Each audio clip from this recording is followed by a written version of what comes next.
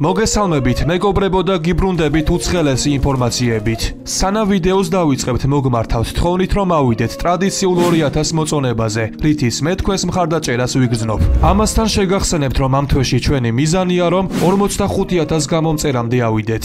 ეს ერთი შეხედვით რთული მისია, მაგრამ არხის მაყურებელთა 70%-ზე მეც არხი გამოწერილი არ აქვს. ამიტომ დააჭირე გამოწერის ღილაკს და დაეხმარი არხს განვითარებაში. დიდი მადლობა მეგობარო, თუ ეხლა ჩემი თხოვნა გაითვალისწინე და მოდი გადავიდეთ სასაუბრო თემებზე. ხვიჩა კვარაცხელიას მორიგი ისტორიული მიღწევა და დიდი უსამართლობა. უსიამოვნო ინფორმაცია მიქაუტაძის თავს. რატო ვერ ითამაშებს მიქაუტაძე სხვა კლუბში? კალაძის და კვარაცხელიას კვალდაკვალ. ვინ არის ახალგაზრდა ქართველი მცველი, რომელმაც იტალიური მედია ალაპარაკა? ამასთან ერთად კი სხვა მრავალი ინფორმაცია შეგიძლიათ იხილოთ ამ ვიდეოში. ამიტომ დავიწყოთ. აღმოაჩინე ქართველი ტალანტი. დღევანდელ ვიდეოში მინდა გაგაცნოთ ძალიან ნიჭიერი ფეხბურთელი, რომელიც უკვე დიდი პოპულარულობით სარგებლობს. ეს ფეხბურთელი კი გახლავთ 8 წლის სანდრო მიქაუტაძე დინამოს აკადემიიდან. ამ ფეხბურთელის მეტსახელი სანდრინიო გახლავთ. როგორც ზემოთ აღვნიშნე, ის 8 წლისაა, თუმცა ინტერნეტ სივრცეში უკვე საკმაოდ დიდი პოპულარულობით სარგებლობს, რადგან მის გვერდს Facebook-ზე 56,000 გამომწერი აქვს. აღსანიშნავია, რომ სანდრომ მიმდინარე სეზონში 3-დან 3-ვე თასი მოიგო. ასევე დასახელდა ტურნირის საუკეთესო ფეხბურთელად და გახდა ბომბარდირი. მისი საფეხბურთო კადრებიდან კი კარგად ჩანს, რომ სანდრინიო გოლებზე დაგეშილი ფეხბურთელია. მას იდეალურად შეუძლია გათვალოს ბურთის ტრაექტორია და იგრძნოს ის მომენტი, თუ როდის უნდა დაარტყას. 8 წლის ასაკში კი მსგავსი უნარი, რა თქმა უნდა, მრავლისმეტყველია. ამასთან ერთად ის არც მეტოქის მოტყუებას უშინდება. აქვს კარგი მოედნის ხედვა და პასის კულტურა. ამ გადმოსახედიდან კი სანდრინიოს მართლაც დიდი პერსპექტივა აქვს. მე კი სანდროს ვეტყოდი, რომ არ გაჩერდე. არასოდეს იყო კმაყოფილი საკუთარი თავით, რადგან მხოლოდ დიჩრომას შეუძლია მოიტანოს დიდი წარმატება. ჩვენ კი ტრადიციულად კომენტარებში ერთად შევაფასოთ ეს უნიჭიერესი ფეხბურთელი. კალაძისა და კვარაცხელიას კვალდაკვალ. ვინ არის ახალგაზრდა ქართველი მცველი, რომელმაც როგორც ინტერნეტი, ასევე იტალიური გამოცემები მოიცვა. ქუთაისის ტორპედოსა და საქართველოს 21 წლამდელთა ფეხბურთელთა ნაკრების მცველის საბა გოგლიჩიძის დამატებით რამდენიმე იტალიური გუნდი ინტერესდება. ამასთან დაკავშირებით ცოტა ხნის წინ გამოცემა 90-მა წუთმა გვამცნო. დღეს კი ინტერესის შესახებ ცნობილმა იტალიურმა სააგენტომ ტუტო მერკატო ვებმას დაწერა და ახალგაზრდა მცველი კახა კალაძესაც შეადარა. გამოცემაში კი დეტალურად შემდეგი სახის კომენტარს ხვდებით. ქუთაისის ტორპედოს ახალგაზრდა მცველი საკმაოდ მოქნილია და შეუძლია როგორც სამკაციან ისე 4კაციან დაცვის ხაზში თამაში. მისი ძლიერი მხარე სისწრაფე და ათლეტურობა. 2004 წელს დაბადებული ფეხბურთელი იტალიის რამდენიმე გუნდს მოსწონს. განსაკუთრებით კი უდინეზეს. ის კი კახაბერ კალაძეს ძალიან ჰგავს. წერს იტალიური გამოცემა. რაც შეეხება საბა გოგლიჩიძეს, ის 19 წლისაა და ქუთაისის ტორპედოს აკადემიის აღზრდილია. თავარ გუნდში დებიუტი კი 2021 წელს ჰქონდა. ამიტომ როგორც ვხედავთ, მისი სახით საქართველოს ძალიან ძლიერი მცველი ეზრდება. უსიამოვნო ინფორმაცია მიქაუტაძის თავს. რატო ვერ ითამაშებს მიქაუტაძე სხვა კლუბში? ბოლო დროს ხშირად ვრცელდებოდა ინფორმაცია, რომ გიორგი მიქაუტაძის გასაფორმებლად არაერთი გუნდი იყო დაინტერესებული და ძირითადად მას იტალიის სერია-ას კლუბები დაუკავშირეს.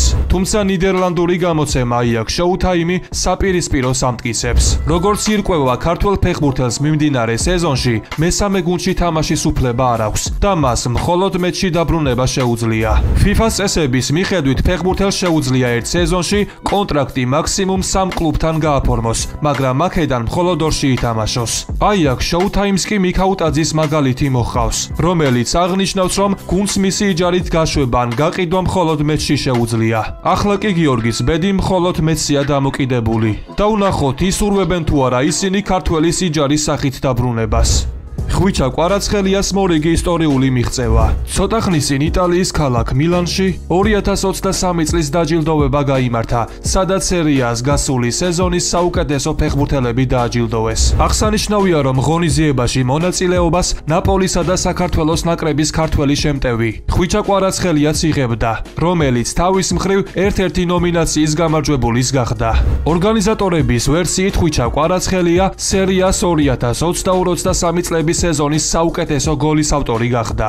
ღონისძიებაზე 2023 წლის 11 მარტს სერიას 26-ე ტურში გასული გოლი გამოარჩიეს, რომელიც ხვიჩამ ატალანტას გაუტანა. ქართველ ფეხბურთელს კი კუთვნილი ჯილდო ვეტერანმა იტალიელმა ფეხბურთელმა ფაბიო კუალიარელამ გადასცა. მიღებული ჯილდოს შემდეგ კი ქართველი შემდეგი სახის კომენტარს აკეთებს. მადლობა ყველას რომ ხმა მომეცით, თუმცა სხვაებიც ძალიან კარგები იყვნენ. ეს არ ყოფილა წინასწარ დაგეგმილი გოლი, როცა გავიტანე მხოლოდ მას შემდეგ აღმოვაჩინე თუ როგორი ლამაზი იყო. სპალეტი ჩემი საფეხბურთო მამა გახდა და ვერასოდეს შევძლებ მისთვის საკმარისად მადლობის გადახდას. ლუჩანო ყოველთვის ჩემს გვერდით იყო, მამხნევებდა, მიცავდა და რჩევებს მაძლევდა. ამიტომ ის ვინც დღეს ვარ მისი დამსახურება, განაცხადა ქართველმა შემტევმა. ვიქტორ ოსიმენი და კვარაცხელიას ფაქტორი. აღსანიშნავია რომ 2022-23 წლების საუკეთესო ფეხბურთელად ნაპოლის ნიგერიელი ფორვარდი ვიქტორ ოსიმენი დასახელდა, რაც რა თქმა უნდა ერთი შეხედვით დიდი უსამართლობა, რადგან ფაქტი ერთია, ნაპოლიმ სკუდეტო სწორედ ქართველი ფეხბურთელის მოსვლის შემდეგ მოიგო. ამიტომ გარდამტეხი ფაქტორი იტალიური კლუბის წარმატებაში სწორედ ხვიჩამ შეიტანა. რომ არა ხვიჩა არ მგონია რომ ოსიმენი სერიას ბომბარდირი გამხდარიყო, რადგან ქართველი მას პასებით გამუდმებით ამარაგებდა და აძლევდა სათამაშო სივრცეებს. რა თქმა უნდა ოსიმენის მიღწევებს არ ვაკნინებ, თუმცა აშკარაა რომ ოსიმენი სერიას საუკეთესო ფორვარდია და არა ფეხბურთელი. მაგრამ შესაძლოა აქ ნიგერიელი გულშემატკივრების გავლენაც იკვეთებოდეს, რადგან მათ სერია ოსიმენის გამო რასიზმში არაერთხელ დაადანაშაულეს და შესაძლოა ამ ყველაფერმა დიდი გავლენა იქონია. და რას ფიქრობთ თქვენ მეგობრებო? თქვენი აზრით სამართლიანად დასახელდა თუ არა ოსიმენი 2022-23 წლების სერიას საუკეთესო ფეხბურთელად? დი ლორენცო მითხრა მეორე ფლანგზე გადამეყვანა. ამ დაჯილდოვებაზე ხვიჩა კვარაცხელია მის კარიერაში ერთ-ერთ გამორჩეულ მწვრთნელს ლუჩანო სპალეტისაც შეხვდა, რომელმაც თავის მხრივ ქართველზე შემდეგი სახის კომენტარი გააკეთა. რუსეთში 5 წელი მუშაობდი, ამიტომ სატელეფონო ზარების განხორციელება დავიწყე და ყველა ერთსა და იმავეს მეუბნებოდა. სრულყოფილი არაა, მაგრამ დაუჯერებელი ხარისხი აქვს. არ მოველოდი რომ ასეთი რა მოხდებოდა, მას კი კიდევ დიდი პროგრესის მიღწევა შეუძლია. ნაპოლიში გამართული ვარჯიშებისას მის წინააღმდეგ ჯოვანი დი ლორენცო თამაშობდა. მე კი მას ყველაზე ვკითხე, დილო როგორი ფეხბურთელია? მან კი მიპასუხა, მისტერ მეორე ფლანგზეც ათამაშეთ, ამბობს ლუჩანო სპალეტი. ხვიჩა კვარაცხელია და ნაპოლი რა ხდება იტალიურ კლუბში? ბოლო პერიოდია ქართველი ფეხბურთელის კლუბის სრულმა ქაოსმა მოიცვა. გუნდში არასტაბილური მდგომარეობა.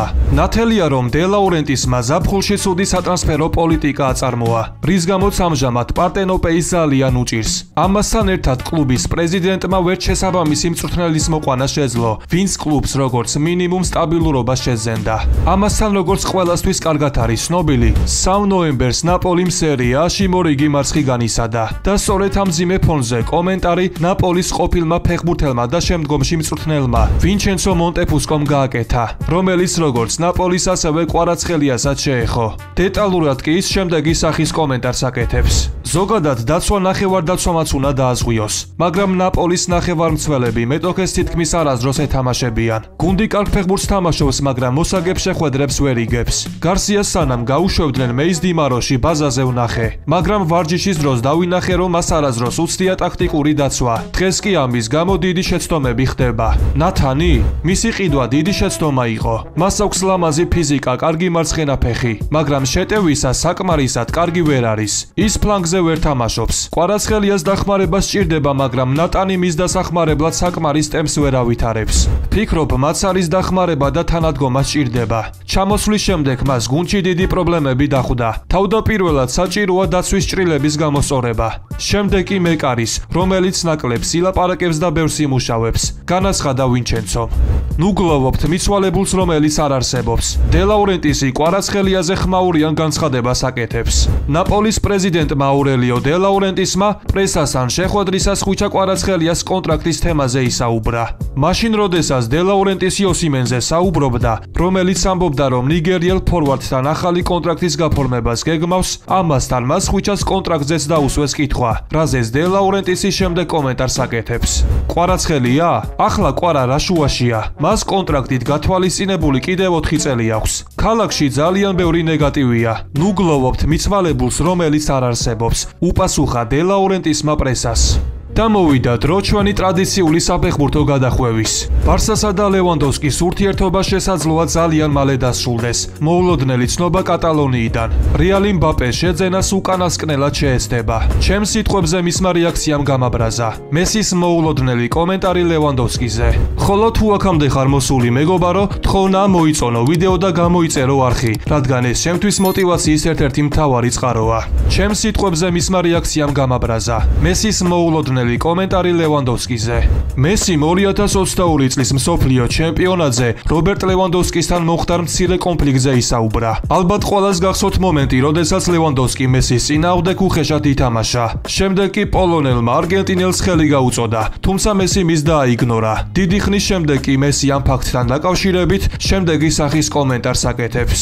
მისმა განცხადებამ გამაბრაზა. როდესაც ოქროს ბურთი მოვიპოვე და ვთქვი ის რას ვთქვი, იმ მომენტში გულწრფელად ვისაუბრე. მაგრამ ის თუ როგორ ლაპარაკობდა ლევანდოვსკი ამაზე ამან შემაშფოთა. გზები გადავკვეთეთ, ვისაუბრეთ, მაგრამ გაუგებრობა მოხდა. მე ის მოედანზე დავაიგნორე, რადგან ვნერვიულობდი და ვფიქრობდი, რომ მისი განცხადება შეუსაბამო იყო. მე ძალიან გაბრაზებული ვიყავი, მაგრამ შემდეგ ის ბარსაში გადავიდა. კლუბსა და ქალაქზე ბევრი ვისაუბრეთ. ამის შემდეგ კი ყველაფერი კარგად იყო, განაცხადა არგენტინელმა ფეხბურთელმა. ბარსასა და ლევანდოვსკის ურთიერთობა შესაძლოა ძალიან მალე დასრულდეს. მოულოდნელი ცნობა კატალონიიდან. როგორც მოგეხსენებათ, რობერტ ლევანდოვსკის ბარსასთან კონტრაქტი 2026 წლამდე აქვს. ავტორიტეტული გამოცემა გოალი კი უწყება, რომ შესაძლოა ბლაუგრანამ პოლონელ თავდამსხმელს კონტრაქტი გაუწყვიტოს. კერძოდ მის კონტრაქტში ჩადებულია პუნქტი, რომლის მიხედვითაც თუ ლევანდოვსკი სეზონის განმავლობაში შეხვედრების 55%-ში 45 წუთზე ნაკლებს ითამაშებს, ბარსას ხელშეკრულების შეჩერების უფლება ექნება. ამასთან ერთად გუნდს იანვრიდან ვიტორ როკეტს შეუერთდება, რომელზეც ბარსა ძალიან დიდი მედებს ამყარებს. ამიტომ დაველოდოთ მოვლენების განვითარებას. ბოლო მცდელობა. მადრიდის რეალი კილიან მბაპეს შეძენას უკანასკნელად შეეცდება. მადრიდის რეალი და კილიან მბაპე. ეს სატრანსფერო საგა ფეხბურთის გულშემატკივარს უკვე დიდი ხანია რაც ესმის. ზოგი წყარო იმას იუწყება, რომ რეალი მისთვის აღარ იბრძოლებს. თუმცა ზოგი წყარო სცენარს განსხვავებულად ხატავს. ხოლო ამჯერად გამოცემა რელოვო შემდეგი სახის ინფორმაციას ავრცელებს. მადრიდის რეალი კილიან მბაპესთან შეთანხმების მიღწევას კვლავ ეცდება და ამჯერად ეს ბოლო მცდელობა იქნება. რელოვოს ცნობით მადრიდელები 2024 წლის დასაწყისში მბაპესთვის შეთავაზების გაკეთებას აპირებენ. წყარო წერს, რომ რეალი მბაპესთან შეთანხმებას უკანასკნელად შეეცდება. ამიტომ თუ მხარეებმა შეთანხმებას ვერ მიაღწიეს, მადრიდული კლუბი იმ რესურსებს, რომლებსაც უკვე წლებია კილიანისთვის ინახავს, სხვა ფეხბურთელისთვის გამოიყენებს. თუმცა ფრანგის დასარწმუნებლად მადრიდული კლუბი საკმაოდ სარფიან შეთავაზებას ამზადებს. ამიტომ ეს არ იქნება გრძელვადიანი დისკუსია, რადგან ფლორენტინო პერეს ამ სატრანსფერო საგასთან დაკავშირებით ზედმეტი ჭორების აგორება აღარ სურს. ამიტომ ნახოთ თუ რა არჩევანს გააკეთებს ფრანგი ფეხბურთელი.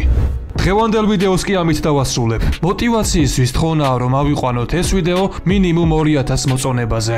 ასევე თხოვნაა გამოიწერო არხი. დიდი მადლობა მეგობარო, თუ ჩემი თხოვნა გაითვალისწინე და მომავალ შეხვედრამდე.